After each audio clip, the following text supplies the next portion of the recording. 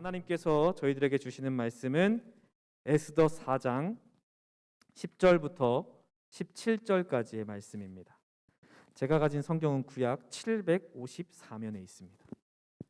에스더 4장 10절부터 17절까지의 말씀입니다. 제가 한 절 읽고 여러분이 한 절 읽고 함께 교독하시고 마지막 절은 합독하겠습니다. 에스더가 하닥에게 이르되 너는 모르드게에게 전하기를 왕의 신하들과 왕의 각 지방 백성이 다 알거니와 남녀를 막론하고 부름을 받지 아니하고 안뜰에 들어가서 왕에게 나아가면 오직 죽이는 법이요 왕이 그자에게 금규를 내밀어야 살 것이라. 이제 내가 부름을 입어 왕에게 나가지 못한 지가 이미 30일이라 하라 하니라. 그가 에스더의 말을 모르드게에게 전하매 모르드게가 그를 시켜 에스더에게 회답하되 너는 왕궁에 있으니 모든 유다인 중에 홀로 목숨을 건지리라 생각하지 말라. 이때에 내가 만일 잠잠하여 말이 없으면 유다인은 다른 데로 말미암아 노임과 구원을 얻으려니와 너와 내 아버지 집은 멸망하리라.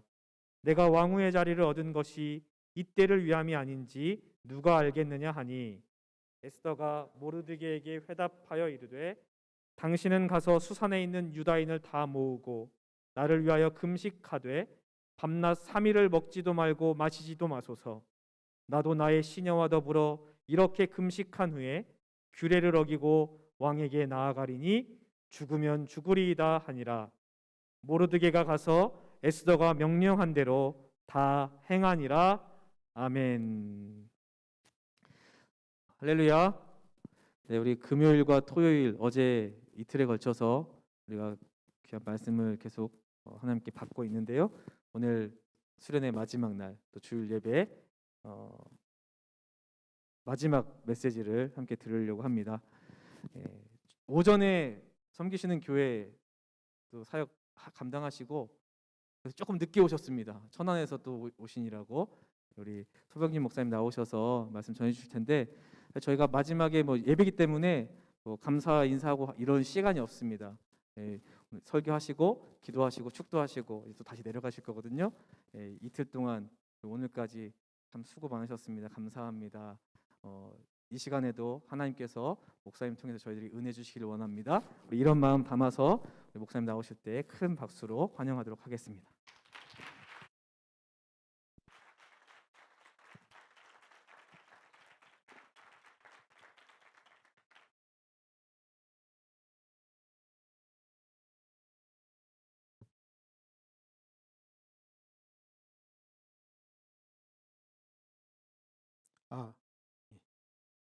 첫날은 좀 어색했는데 하루가 지나니 조금 더 반갑고, 그리고 하루가 더 지나니 더 반갑고, 그렇죠?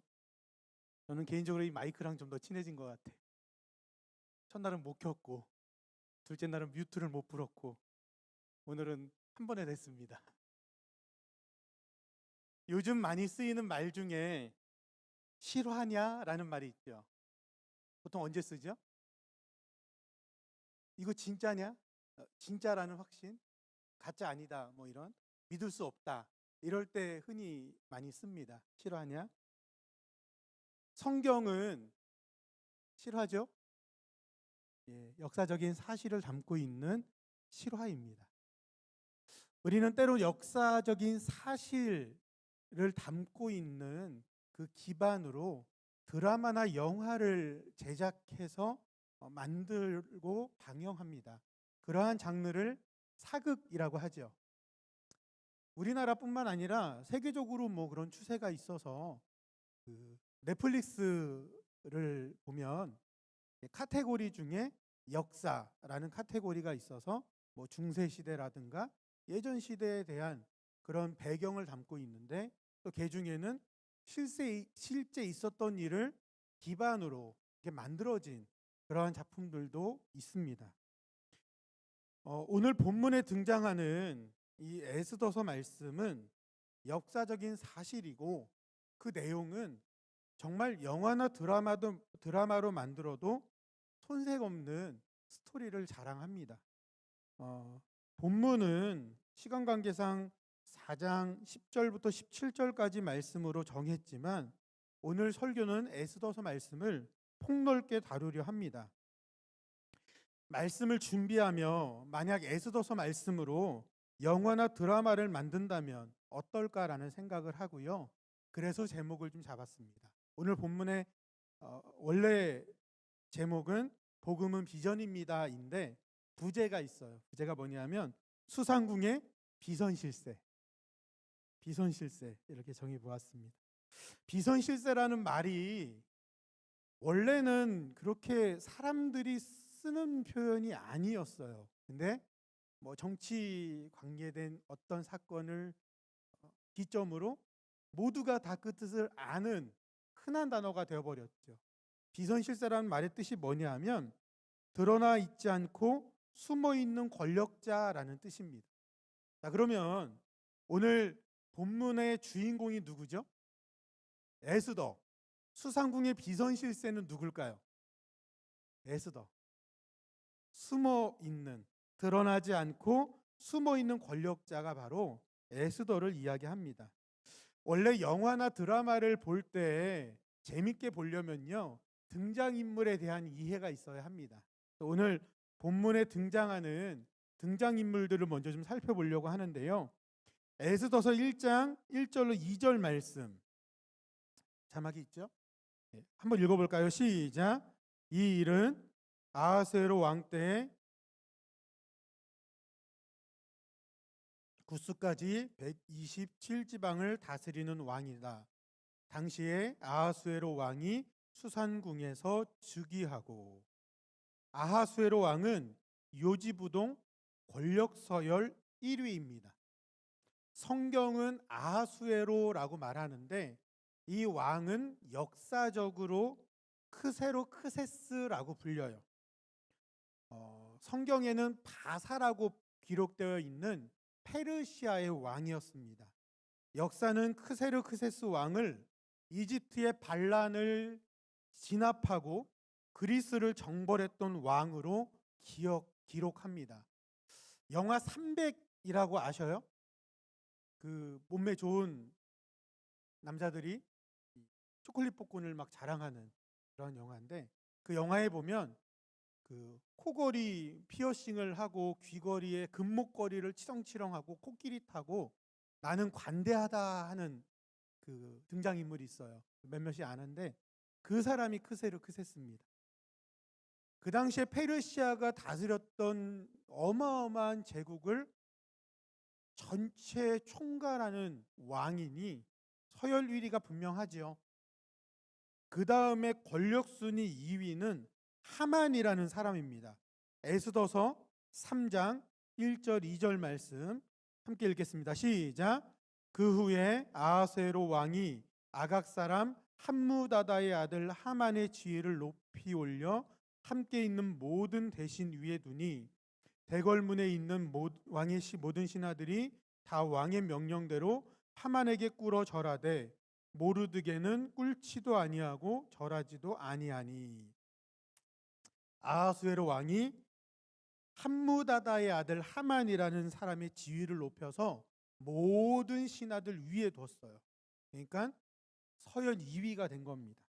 그래서 대궐에 있는 모든 사람들이 다 왕의 명령대로 모르드게 앞에서 꿇고 절했는데 2절에 보니까 한 사람이 그걸 안 했대요. 그 사람의 이름이 모르드게입니다. 모르드게. 그러니까 권력자 앞에 꿇거나 절하지 않으면 어떻게 되는지 잘 모르는 사람인 것 같아요. 모르드게. 알드게가 아니라. 죄송합니다. 에스더서 2장 5절로 7절에 부담되네. 모르드게가 어떤 사람인지 설명이 나와요. 에스더서 2장 5절로 7절 함께 읽겠습니다. 시작. 도성 수산에 한 유다인이 있으니 이름은 모르드게라. 그는 베냐민 자손이요 기스의 증손이요 시므이의 손자요 야일의 아들이라. 전에 바벨론 왕 느부갓네살이 예루살렘에서 유다 왕 여고냐와 백성을 사로잡아 갈 때에 모르드게도 함께 사로잡혔더라. 그의 삼촌의 딸 하닷사 곧 에스더는 부모가 없었으나 용모가 곱고 아리따운 처녀라. 그의 부모가 죽은 후에 모르드게가 자기 딸같이 양육하더라. 모르드게에 대해서 몇 가지 정보를 본문은 말씀하는데요. 베냐민 지파, 그리고 그의 아버지, 할아버지, 증조할아버지, 조상들의 이름, 그리고 유다가 멸망할 때 유다를 멸망시킨 나라는 바벨론이었습니다. 바벨론의 느부갓네살 왕에 의해서 멸망하고, 당시 느부갓네살 왕은 포로를 끌고 갔는데 사실 포로로 끌려갔던 사람들 대부분이 왕족이나 귀족이에요. 그러니까 아마도 모르드게는 유다의 귀족 출신이었을 것으로 추측합니다.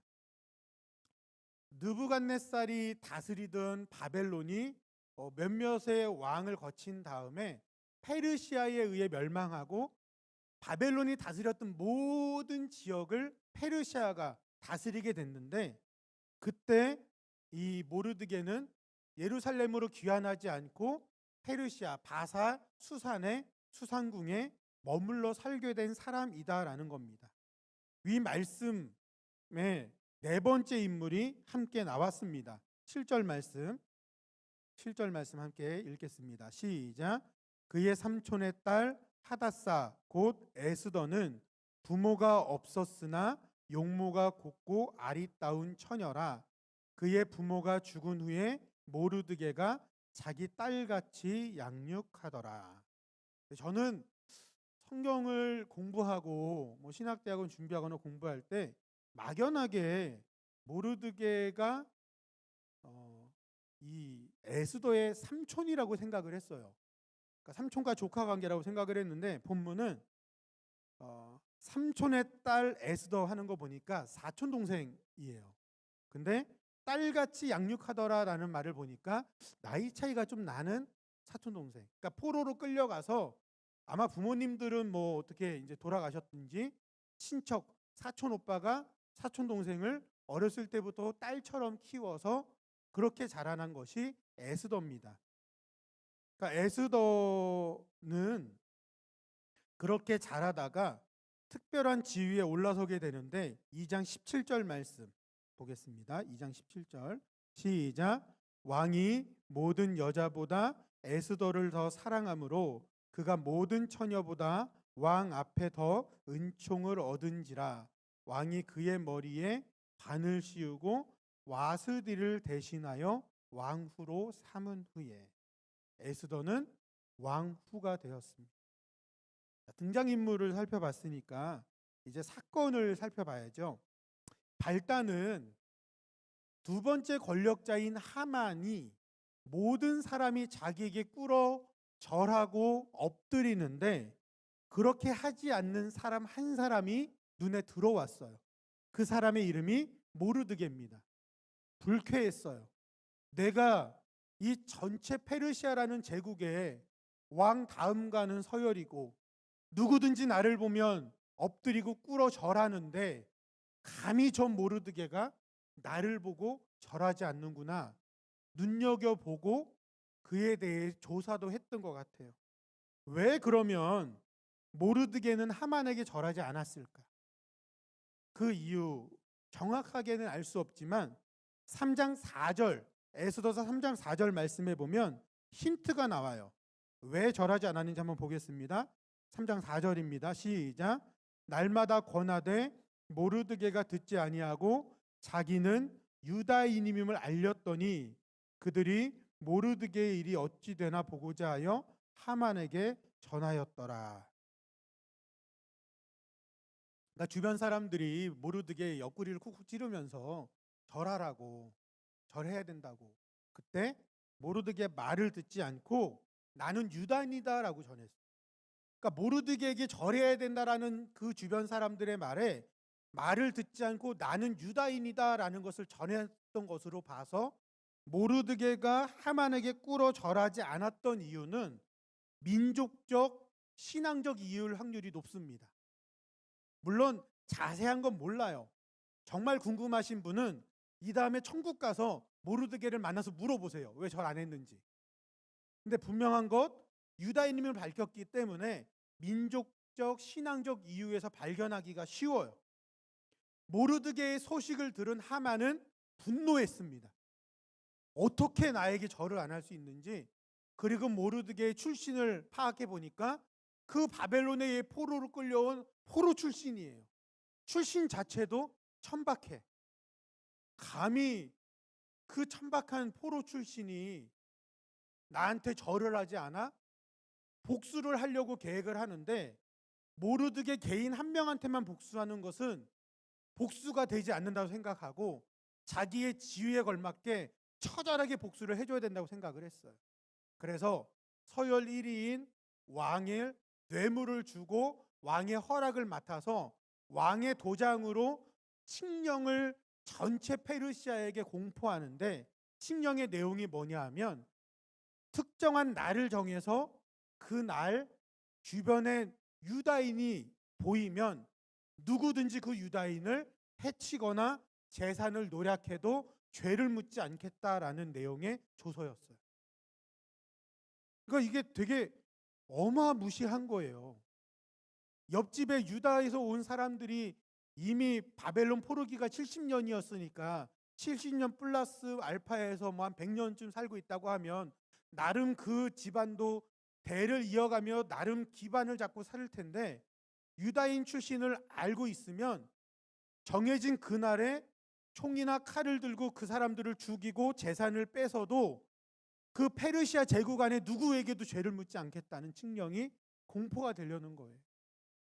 그 일을 모르드게가 알게 되었습니다. 그래서 모르드게가 굵은 베옷을 입고 성문 앞에서 엉엉 울기 시작합니다. 모르드게가 그렇게 엉엉 성문 앞에서 울고 있다는 소식을 궁궐에 있는 왕후인 에스더가 듣게 돼요. 그래서 자기 밑에 있는 이제 수하를 시켜서 이유를 물어보게 되죠. 이유를 물어보니까 그 하만과 그 조서에 관련된 스토리를 알게 돼요. 근데 에스더가 망설여져요. 자기가 왕 앞에 뭘 이렇게 강하게 말할 수 있는 입장이 지금 아니거든요. 왕의 총애를 받는 왕후도 아니고 여러 왕후 중에 하나이고 또 30일간 왕을 아련하지도 못했고, 왕이 부르기 전에 내가 뭘 부탁하기 위해서 왕 앞에 먼저 가는 것은 목숨을 걸어야 되는 일이니까 어떻게 해야 되는지 망설이고 있을 때 그 이야기를 들은 모르드게가 에스더에게 메시지를 전하는 내용이 오늘 본문의 스토리입니다. 자, 그러면 먼저 우리 하만을 한번 생각해 봤으면 좋겠어요. 여러분, 모르드게가 왕한테 하만에게 절하지 않았다고 하만뿐만 아니라 유다인 전체를 멸족시키려는 조서를 내리는 것이 타당합니까? 그게 그럴 수 있는 일이에요? 자기의 지위와 권력을 남용해서 다른 사람을 학대하는 행동을 우리 뭐라 그러죠? 갑질이라고 하지요. 갑질. 갑질이라는 말이요, 영국 인디펜던스지하고 뉴욕 타임즈에도 실렸는데 적절하게 번역할 수 있는 영어 단어가 없어가지고 한국어 표기를 그대로 따랐어요. GAPJIL, 갑질. 뜻이 뭔지 아세요? 뜻이 뭐냐 하면, 어디다 썼더라? 여기 있습니다. 재벌이라 불리는 한국 특유의 가족 대물림을 하면서 마치 법 위에 있는 듯한 행동으로 과거 영주처럼 부하 직원이나 하도급 업자들을 다루는 행위를 뜻한다. 이게 한국 정서에 있는 갑질이에요. 몇 년 전에 그 대한항공을 운영하는 한진그룹 일가의 갑질이 언론에 많이 보도가 됐죠. 그 딸 조연아 씨의 땅콩 회항이라 그러는 사건이 막 뜨겁게 되더니, 또 그 동생 조현민 씨가 무슨 물컵 갑질 사건으로 또 이슈가 되고, 또 그 엄마 이명희 씨의 또 갑질이 영상으로 이렇게 퍼지면서 파문이 되기도 했습니다. 가장 최근에는 그 쌍둥이 배구 선수에 대한 기사가 많이 나와요. 그죠?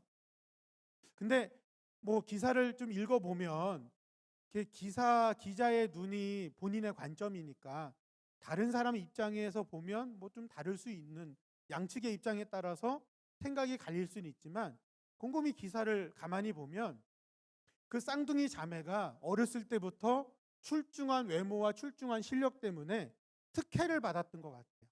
그래서 훈련하는 과정 속에 평범한 그냥 선수들한테 함부로 행동해도 괜찮겠다라고 생각하고 그렇게 행동했던 것이 시간이 지난 지금에야 터져 나오고, 터져 나온 뒤에 그 최근의 행적부터 과거의 행적까지가 다 제보가 되면서 그 기사가 되고 있는 것 같아요. 결국은 거기에도 갑질이라는 키워드가 어울리더라고요. 왜 이렇게 한국 사회에는 갑질 문화가 있을까요? 왜? 은연중에 우리는 높은 지위에 있는 사람은 낮은 지위에 있는 사람에게 함부로 해도 된다는 생각을 당연하게 하고 있어요. 돈이 많은 사람은 가난한 사람에게, 인기가 많은 사람은 인기가 없는 사람에게, 선배는 후배에게, 교수는 학생에게, 월급을 주는 사람은 월급을 받아가는 사람에게 함부로 행해도 된다는 막연한 생각이 우리 문화에 흐르고 있는 것 같아요. 제가 갑질 얘기를 하면서 저 우리나라 굴지의 재벌 얘기하고 하만이라는 페르시아 제국의 넘버 2 얘기하니까 감이 좀 먼 것 같은데요. 여러분도 여러분의 일상에서 갑질을 하고 있을 수 있어요. 여러분이 조금이라도 더 우월한 지위에 있을 때 여러분이 함부로 대할 수 있는 사람에게 어떻게 행동하는지를 돌아봐야 돼요. 동생에게, 후배에게, 제자에게 어떻게 하는지를 생각해 볼 필요가 있어요. 만약 내가 식당 가서 종업원에게 함부로 짜증을 내고 내가 어디 서비스업에서 종사하는 사람에게 함부로 내 화풀이를 한다라는 생각이 들면요. 내가 갑질하는 것이 이슈가 안 되는 이유는 내 지금 위치가 별로 안 돼서 그렇죠. 내가 높은 위치에 올라가면 나도 얼마든지 갑질로 주변 사람들을 피폐하게 만들 수 있는 씨앗을 가지고 있는 사람이 될 수 있습니다. 오늘 본문에 하만처럼 그렇게 될 수 있습니다. 근데 오늘 본문에 하만과 다른 또 다른 권력자는 하만처럼 행동하지 않아요. 그렇게 하는 데 있어 사촌 오빠 모르드게의 역할이 있습니다. 말씀 오늘 본문인데요. 14절 말씀 함께 읽겠습니다. 시작. 이때 내가 만일 잠잠하여 말이 없으면 유다인은 다른 데로 말미암아 노임과 구원을 얻으려니와 너와 내 아버지 집은 멸망하리라. 내가 왕후의 자리를 얻은 것이 이때를 위함이 아닌지 누가 알겠느냐 하니. 네가 잠잠하고 아무 행동도 안 하면 하나님은 하나님의 방법으로 하나님의 백성 유다인을 구원할 거고 너는 멸망할 거야. 네가 왕후의 자리를 얻은 것이 이때를 위함이 아닌지 누가 알겠느냐. 질문하는 형식이지만 이 질문에는 메시지가 있어요.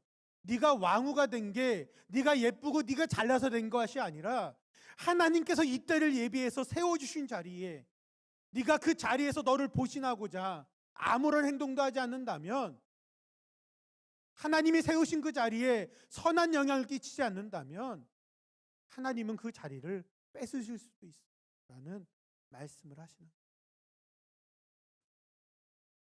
결국 왕이 에스더를 받아들여요. 에스더가 왕 앞에 나가서 왕이 금규를 내밀어요. 그리고 네가 나한테 왜 왔니? 청원이 뭐니? 바라는 게 뭐니? 그때 이 나온 에스더가 너무 예뻐 보였어요. 그래서 원하면 내 나라의 절반이라도 주겠다. 이때 에스더가 하만의 음모를 얘기를 합니다. 그리고 나서 전세가 역전이 돼요. 하만은 자기가 서열 2위라고 생각했는데 자기보다 더 서열이 높은 기선 실세가 있었던 거. 그게 에스더. 그래서 하만이 모르드게를 처형하려고 높은 장대를 만들었는데 그 높은 장대에 하만 자신이 달리게 되고 서열 2위의 자리는 모르드게가 차지하게 되는 것이 에스더의 전체 내용의 줄거리입니다. 두 명의 권력자가 서로 다른 반응을 보여요. 하만은 내가 높은 지위에 있는 사람이니까, 내가 이렇게 대단한 사람이니까 너네 다 나한테 수구려야 돼, 절해야 돼, 숭배해야 돼. 그렇지 않았어? 너 민족 내가 다 없애버릴 거야 라고 갑질을 하는 권력자예요. 또 다른 권력자인 에스더는 자신의 권력뿐만 아니라 목숨까지 걸어서 위기에 빠진 동족들을 구원하기 위해 그 지위와 자리를 활용한 그러한 사람이었습니다. 사랑하는 여러분, 하나님 앞에 어떤 비전을 가지고 계십니까? 우리가 어렸을 때 어른들이 너 커서 뭐 될래? 장래 희망이나 꿈을 물어보죠. 그러면 보통 뭐라고 대답하죠? 제가 어렸을 때는 대통령, 선생님, 의사, 과학자, 좀 진부하죠? 요즘 어린이들에게 조사하면 뭐 나오는지 아세요? 유튜브 크리에이터, 웹툰 작가 뭐 이런 거 나온대요. 어른들이 물어요. 너 커서 뭐 되고 싶니? 제가 어저께 제 딸 얘기를 했는데 저희 둘째 딸이요, 꿈이 아이돌 그룹이에요. 주여, 얼굴이 동그란데.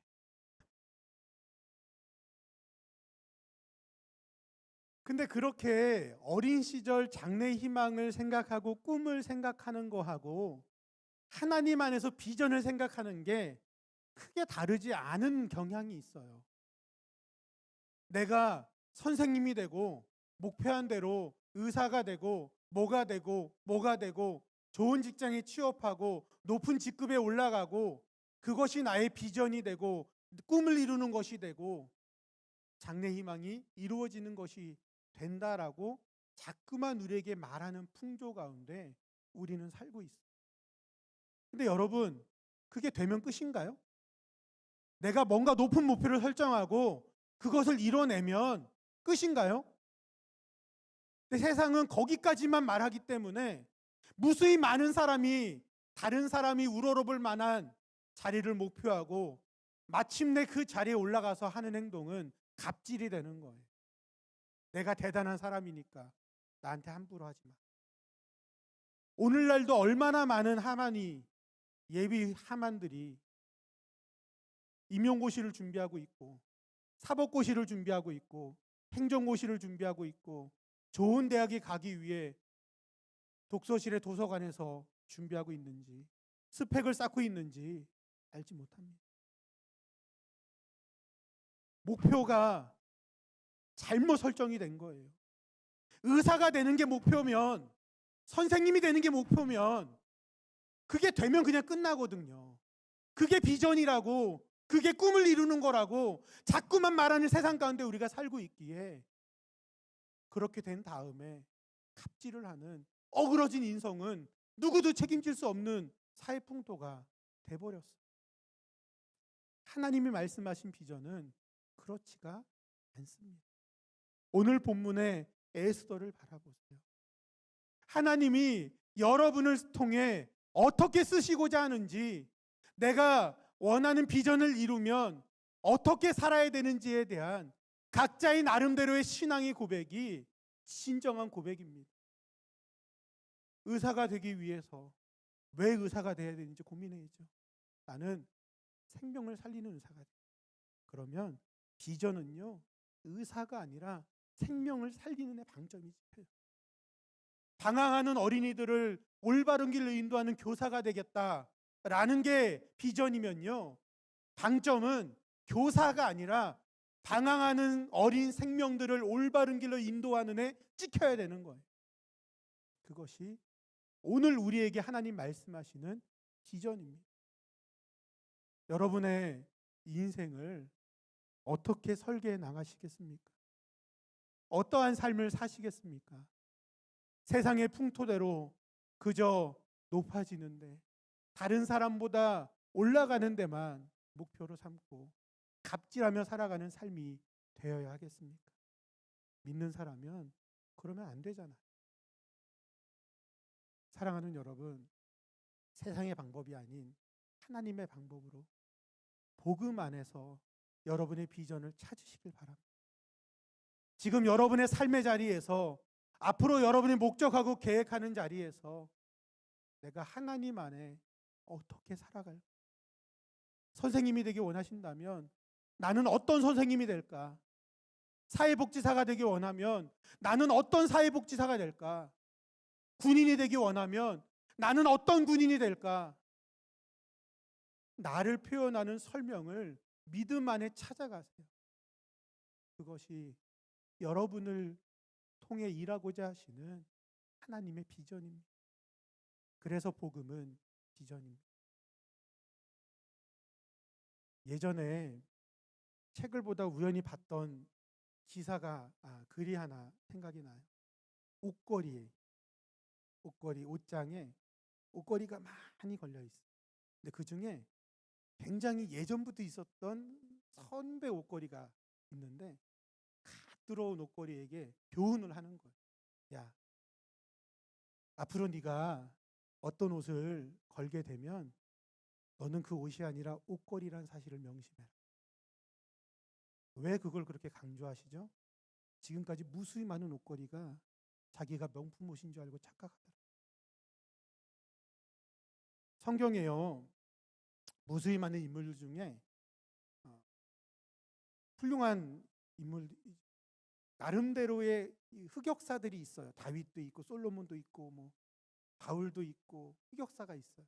예수님 말고 흑역사가 잘 안 보이는 인물이 몇 있어요. 그 중에 하나가 요셉이에요. 창세기에 나오는 요셉, 꿈쟁이 요셉. 저는 요셉에게 흑역사를 하나 발견해요. 어렸을 때 12명의 아들 중에 요셉이 아버지 야곱의 사랑을 가장 많이 받았어요. 그 집은요, 제가 어저께 야곱에 대해서 설교해서 들었죠. 편애라는 잘못된 기류가 흘러요. 아브라함은 이삭을 편애했고요. 이삭은 야곱보다 에서를 편애했고요. 야곱은 다른 모든 아들들 중에 요셉을 편애했어요. 그래서 성경에 보면 요셉만 채색 옷 입혔다라고 말씀해요. 근데 이 요셉이 하루는 꿈을 꿔요. 꿈 내용이 뭐냐면 다른 형제들보다 자기가 높아지겠다라는 내용을 담고 있는 꿈이에요. 근데 그 꿈을 형들한테 가서 또로록 얘기를 해요. 형들은 원래 요셉이 마음에 안 들었어요. 혼자만 채색 옷 입고 다니니까.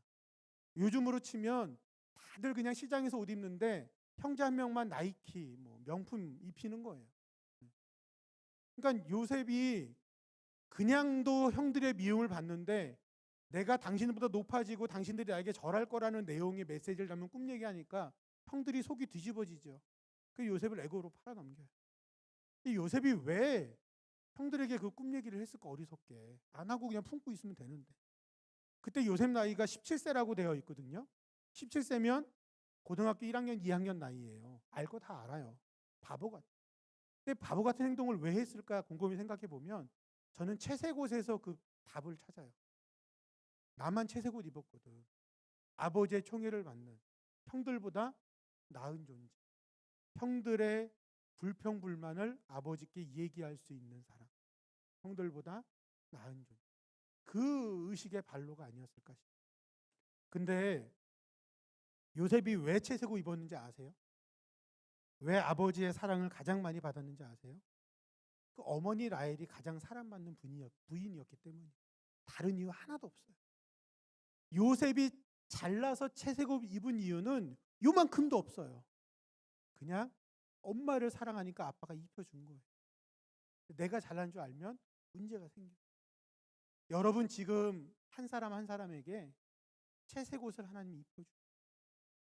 여러분이 옷걸이라면 거기에 하나님이 옷을 걸어주세요. 여러분의 본질은 옷걸이라는 거예요. 여러분이 채색 옷을 입은 이유는 내가 잘나서가 아니라 하나님이 입혀주셨기 때문이라는 사실을 잊지 마시길 바랍니다. 그러면 그 자리에서 하나님의 뜻을 가지고 하나님이 원하시는 삶을 살 수 있어요. 하나님이 저에게는 목사라는 채색옷을 입혀주셨어요. 여러분, 목사가 힘들고 어려울 때가 많은데요, 대접받고 또 좋을 때도 많아요. 제가 이제 겨우 40대 이제 중반을 향해 나아가고 있는 나이인데 70대, 80대 어르신들이 먼저 와서 고개를 숙이시고요, 먼저 와서 인사를 건네시고요, 내가 먼저 가서 인사하면 황송해서 어쩔 줄 모르시고요, 막 이러셔요. 근데 그게 내가 잘나서 그런 거예요? 제가 잘나서 그런 거예요? 아니에요. 목사라는 직분을 하나님이 맡겨주신 것을 믿음으로 고백하는 그분의 하나님을 향한 신앙 때문에 저를 존중하고 존경해 주는 거죠. 내가 잘난 거 하나도 없어요. 채색옷은 내가 잘나서 입은 게 아니라 하나님이 입혀주신 거예요. 근데 여기서 내가 삐끗하면 내가 목사라는 그 어떤 정체성으로 일반 성도보다 우월하다라는 인식을 갖기 시작하는 순간 저도 망가지는 거죠. 저는 늘 그 씨름을 합니다. 여러분 중에 여러분의 삶의 자리에서 마찬가지의 씨름이 있길 바랍니다. 곰곰이 생각해 보면 여러분이 함부로 행동해도 될 만한 사람들이 주변에 분명히 있어요. 근데 그들에게 함부로 행동한다면, 내 감정을 마구 표출하고 화풀이를 하고 어려운 사람에게는 못할 만한 행동을 함부로 하는 신뢰를 범한다면 여러분도 하만이 되어가고 있습니다. 그러한 삶이 아닌 에스더의 삶으로 하나님이 나에게 세워주신 자리 가운데 내가 남들보다 조금 더 나은 것이 쥐똥만큼이라도 있다면 이걸 통해 누군가에게 갑질하는 것이 아니라 누군가를 섬기기 위해 사용하는 그러한 하나님의 자녀들 되길 바라고요. 더 나아가서 그 꿈을 이루어가는 그러한 하나님의 자녀들 될 수 있길 간절히 바랍니다. 우리 찬양팀 앞으로 좀 나와주세요. 찬양하고 기도하는 시간을 가지길 원합니다. 원하고 바라고 기도합니다 라는 찬양인데요, 후렴에 이런 가사가 있습니다. 하나님의 꿈이 나의 비전이 되고 예수님의 성품이 나의 인격이 되고 성령님의 권능이 나의 능력이 되길 원하고 바라고 기도합니다. 하나님의 비전으로 꿈을 가지시길 바랍니다. 나의 야망으로 꿈을 갖는 것이 아니라 하나님의 비전으로 꿈을 가지시길 바랍니다. 그리고요, 예수님의 성품을 닮아가시기를 바랍니다.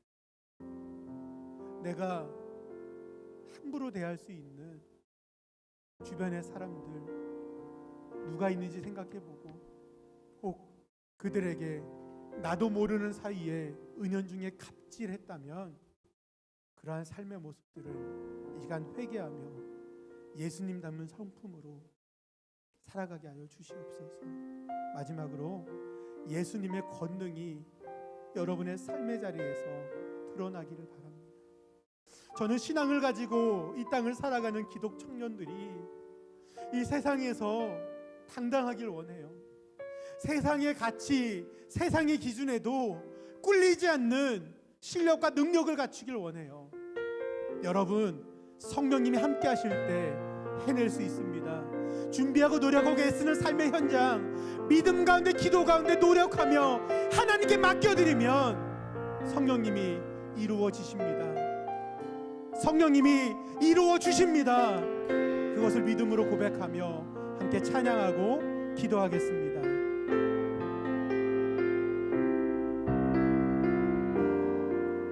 이 세상을 살아가는 동안에 나의 힘을 의지할 수 없으니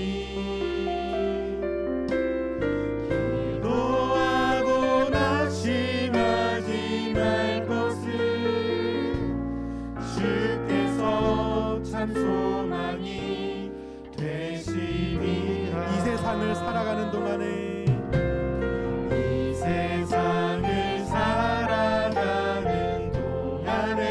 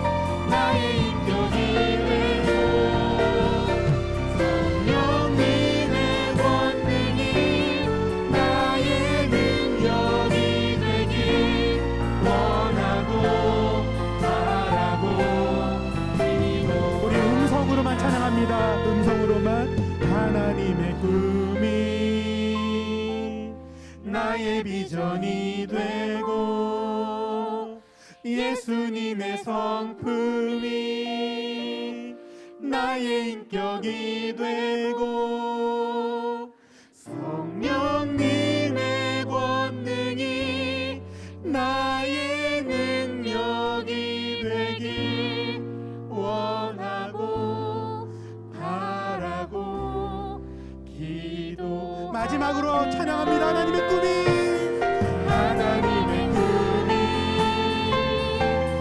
나의 비전이 되고 예수님의 성품이 나의 인격이 되고 성령님의 권능이 나의 능력이 되길 원하고 바라고 기도합니다.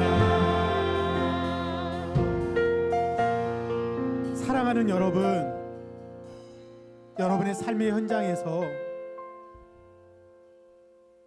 대단할 것 없는 그저 그런 위치에 있으면서도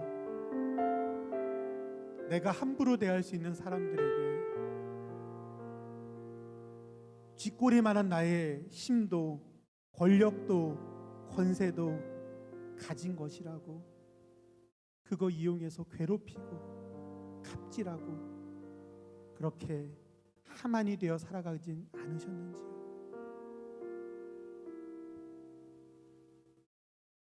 그럴 수 있어요. 왜냐하면 세상은 그게 당연하다고 우리에게 자꾸만 가르쳐줘요. 높은 지위에 있으니까, 인기가 많으니까, 먼저 알고 있는 게 많이 있으니까 그렇지 못한 사람 함부로 해도 돼라고 자꾸만 얘기해주고 있어요. 여러분은 세상 사람이 아니잖아요. 하나님의 사람이니까 하나님의 말씀대로 복음대로 살아가야 해요. 에스더처럼 내가 가지고 위치, 지위, 힘, 목숨까지도 던져서 동족을 구원하기 위해 헌신과 희생으로 나아갔던 에스더처럼 지금 내가 있는 그 자리에서 섬기며 헌신하며 배려하며 낮아져 겸손히 살아가겠다 고백하며 다짐하는 그러한 기도로 나아가길 원합니다. 하나님, 나에게는 꿈이 있습니다. 하나님의 꿈을 비전으로 갖게 하시고 예수님의 성품을 인격으로 갖게 하시고 성령님의 권능으로 살아가는 나의 삶의 자리가 되게 하여 주시옵소서. 우리 합심하여 주님의 이름 한번 부르고 통성으로 기도하겠습니다. 주여! 아버지 하나님, 이 시간에 기도하며 나아갑니다. 복음은 비전입니다. 하나님 안에서 비전을 발견하게 하시고 하나님 안에서 비전을 꿈꾸게 하여 주시옵소서.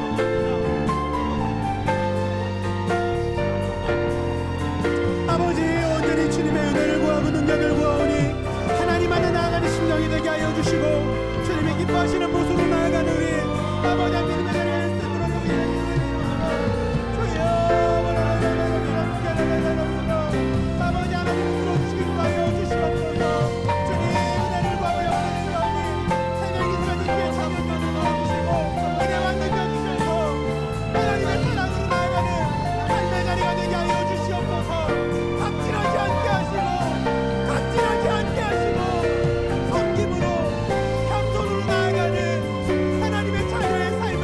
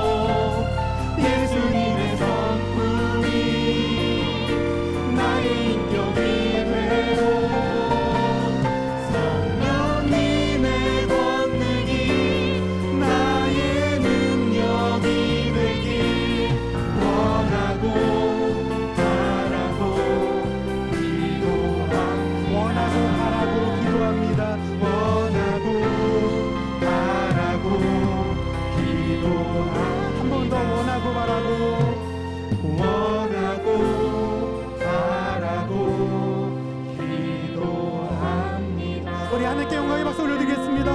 하나님 감사합니다.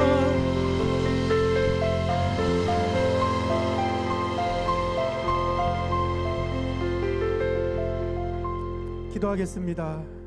사랑과 은혜가 많으신 하나님, 부족한 종을 평촌교회 청년들과 만나게 하여 주시고 하나님의 은혜를 전달하는 통로로 사용하여 주시니 감사합니다. 복음에 대해서, 복음은 기쁨이라는 사실, 복음은 회복이라는 사실, 복음은 비전이라는 사실을 말씀을 통해 받게 되었습니다. 하지만 복음은 기쁨에, 회복에, 비전에 국한되지 않고 우리의 인생의 어느 곳에서든 나를 살리고 세우는 모든 능력인 줄로 믿습니다. 수련을 마치고 일상으로 나아가는 새벽 이슬 같은 주의 청년들 삶의 현장 가운데 함께하여 주시고 복음으로 승리하는 삶을 살아가게 하여 주시옵소서. 이제는 우리 주 예수 그리스도의 은혜와 아버지 하나님의 사랑과 성령님의 교통하심이 새벽 이슬 같은 주의 청년들 머리 위에 복음으로 승리하며 살아가겠노라 다짐하는 고백과 결단과 삶의 현장 위에 지금부터 영원토록 함께 하시기를 간절히 축원하옵나이다. 아멘.